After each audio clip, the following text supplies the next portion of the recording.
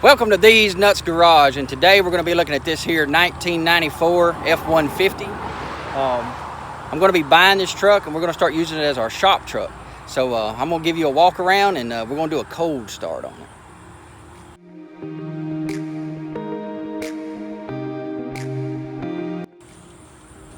Alright, so here we go. This is an old truck from this Bobby's Discount Tires. So if you need some tires, you live here in town, go get them right there. So this was a shop truck for this tire shop here in town. You can see it's got power windows, normal wear and tear on a lot of it. I think a lot of it will clean up pretty good. I really love all this old stickers. What's left of the stickers, that's just actually the adhesive that stuck to the truck. Like we got us some rust spots, which is normal. Got us a cool light bar. We'll put that on top of it. Not any major damage to it. Got a little bit here in the tailgate.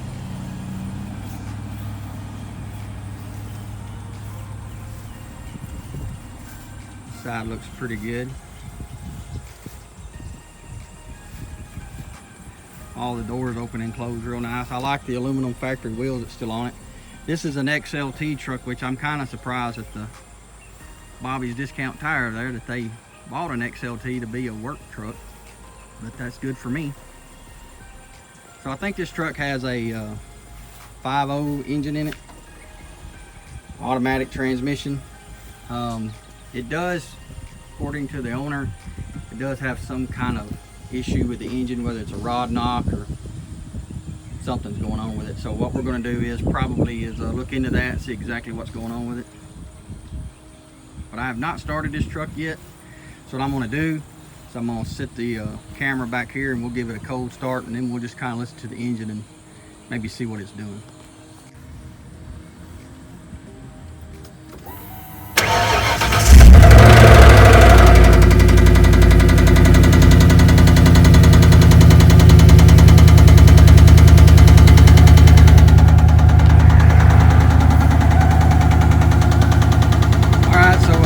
Cold start. It kind of started up a little rough.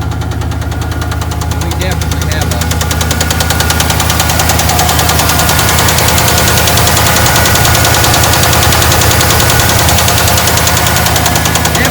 knob, something going on. Maybe sound like it's in the top end. We're gonna try to figure that out. Alright, so I picked up the truck. What I'm going to do now is attempt to drive this thing about 30 miles to my house. It's definitely got a rod knock in it pretty loud. So wish me luck, and maybe I'll see you in a second. Maybe I won't be broke down on the side of the road and be road killing it. So let's get headed home. Alright, so I did make it home last night, and the last clip that you saw was me getting fuel, and that was from that gas station to my house was about 25 miles. Truck drove fine going down the road. Kind of a little loose in the steering, but it is 25 years old and it's probably going to need some bushings up front, but that's normal wear and tear. The truck did knock really loud. The air conditioner worked great, and the oil pressure gauge kept going to like negative 170. Just kept dropping and dropping. But as it kept doing that, I just kept driving it. I figured, what the heck, the motor's shot anyway. I can't hurt it really much any more than it already is. So I just kept driving, and I think what it is either the gauge is bad or it's the oil pressure sending unit that's kind of bad, or a wire or something like that. But with that being said, what I'm going to do is kind of take you a walk around the truck real quick, what works on it, what needs to be replaced, some things like that. And what I've worked on it just a little bit this morning. I have removed some of the adhesive on the passenger side door from where they had those decals for the company's business name and phone number. I removed that, and I'll tell you how I did that really quick. And then we'll just go over the truck. All right, so we're just going to start right here on the front end. The front of the truck looks good. All the chrome and the grill, the headlight doors and the headlights and all the marker lights, they're in good condition. The front bumper is in great condition, other than it's missing the lower valance, or valance, however you want to call it. Hood's good. There's no rust in it. No dents, any major dents that I can see. It is white, so if there's a small one, it's gonna be hard to see it, but there's no major dents in it. The front windshield is cracked, but that's okay. We can replace that. It's not in the driver's view, so we really don't have to replace it right away anyway. So on the passenger side door, there's no rust in it. The only thing wrong with this passenger door that I found so far is that I think the window regulator is bad. The window wants to go up and go down and click around. But as you can see, I removed the name off this passenger side door that said Bobby's Tire and their phone number. And all I did was, since this paint on this truck is really not that great, and you can tell right here, it is the clear coat is kind of peeling off of it, and I'm gonna have to sand that and down a little bit. So, but anyway, all I did was I used paint thinner and a rag. Just gave it a little elbow grease and scrubbed it all off, and I'll probably wind up doing it to all of these. Basically, these are stickers that they removed, and this is the adhesive that was left behind, and then it got dirt on it. Well, now you have that. So what I'm going to do is probably remove all of those, and being that I know where these stickers came from, or these decals, I can go right back to the sign shop once I get it painted, or if I decide to paint it or just keep the paint the way it is. I'm going to go back with new decals in replace of those, so that it looks original, but it's just not dirty, sticky stuff on the side of the truck. So the bed is in good shape as far as the bedside for the majority of the bed. The only problem is I do have a little rust here and there. So I'm thinking about maybe getting a patch panel, putting in there later on. I'm not going to do it here in the near future, but I may put a patch panel in there and try to maybe, if I keep the paint on this truck original, I may just try to blend that paint in with what's on here, because I think a lot of this clear coat on this truck is gone.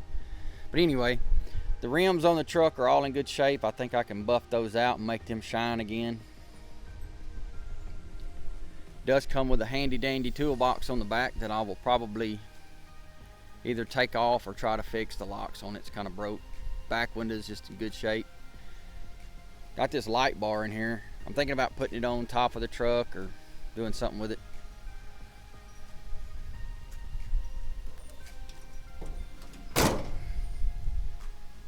There's the tailgate. It's in good shape. Other than this right here, this is kind of pushed in, but we can pull that out. You know, got a lot of little dents along the top,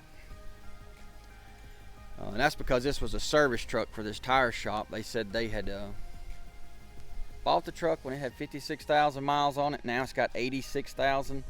I think the oil pump on this truck may be going bad, even though the oil pressure was all over the place last night. I don't know why this engine would have a rod knock in it with only so many miles on it, but it is what it is. Now on the driver's side here, you can see that this bed side right here, around this fender, it's got a lot of rust in it. So I'm gonna have to cut this side out as well, put in a patch panel. But that's the only thing wrong really with the bed, other than all the little around the edges. You know, you have a bunch of little, not so much on the side, but on the tailgate you have a lot of the little dings in it.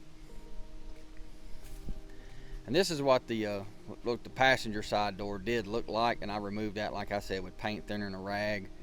I'm gonna fix to wash the truck down pretty good and make sure I get all that residue from the paint thinner off of the paint. This fender's good, no rust in it. The doors are good, no rust. Cabs, no cab corners are rusted. For all you guys that live up north, this is would be a dream truck for you, especially that I only paid $300 for it. I mean, heck, the cab on this truck's worth a lot more than that. So on the inside, like I said, we have a few issues. This electric door switch here is broke, and that little tab inside here is broke. That's a common thing. The door handle doesn't open the door from the inside, so I got to look at that. We do have this little trim piece pulling up, our gasket. The interior is in pretty good shape. The seat kind of worn, but it's not ripped.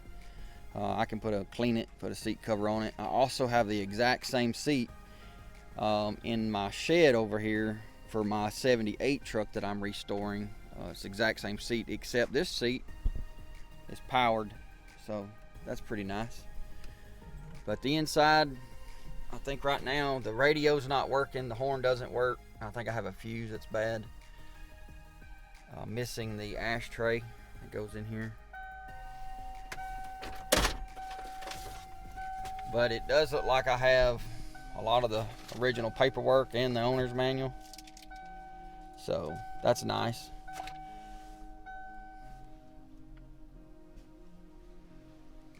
So that's basically the inside of the truck.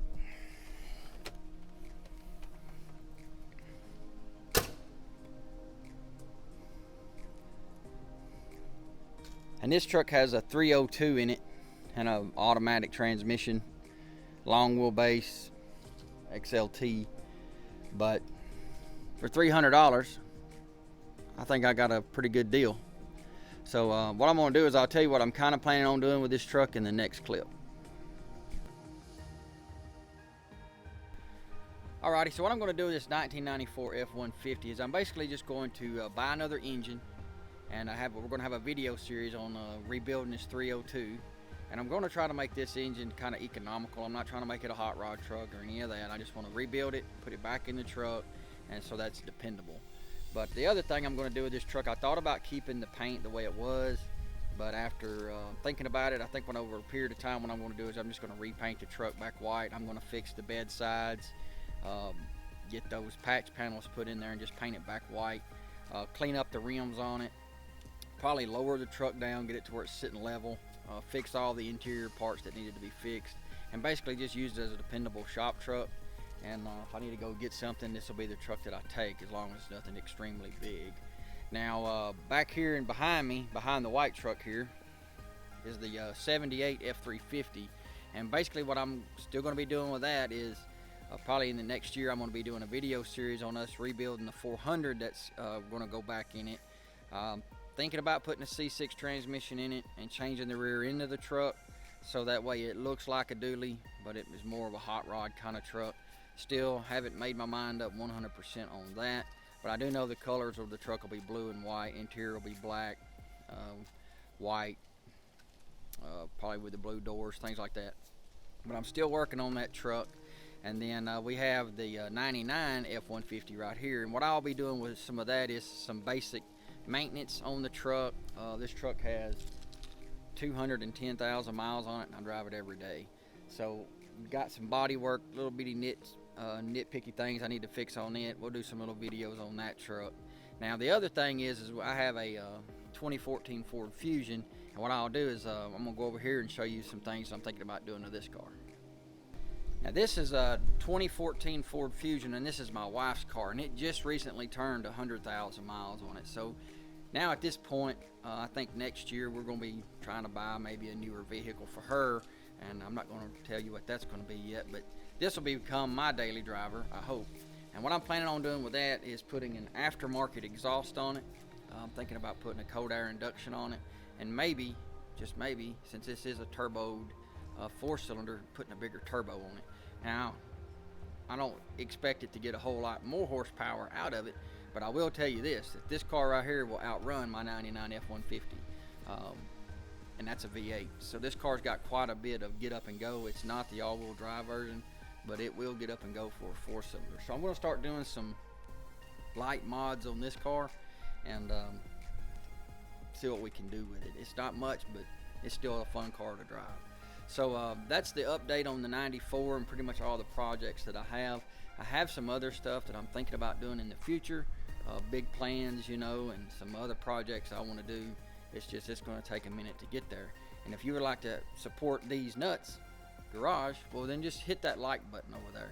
And after you do that, hit the bell button and subscribe to the channel, and you know, comment down below, because every time that you do that, it helps our channel grow, which gives me more opportunities to do bigger and better things. And I thank you and for your support, and I'll see you in the next video.